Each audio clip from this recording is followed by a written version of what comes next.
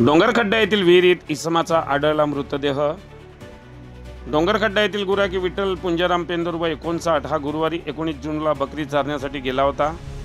अंधारी रात्र झाली, बकरी घरी आल्या पण गुराखी घरी न आल्याने सर्वत्र शोधाशोध सुरू झाली। सर्व नातेवाईकांना मोबाईल संपर्क साधून माहिती घेतली, काहीही शोध लागला नाही। शनिवारपर्यंत इकडे तिकडे पाहणे सुरू होते। रविवारी अचानक गावाजवळील बाबूसाहेब बिशे यांच्याकडील दिवाणजी श्रावण सोयामा शेतामध्ये गेला असता तो विहिरीकडे गेला व विहिरीच्या बाजूला चप्पल, टॉवेल, कपडे दिसले। ही माहिती गावामध्ये मिळताच त्या कुटुंबातील सदस्य पोहोचले, त्याची ओळख पटली। लगेच कळंब पोलीस स्टेशनला कळविले। जमादार धात्रक व उईके यांनी पंचनामा केला असून अधिक तपास कळंब पोलीस करीत आहे।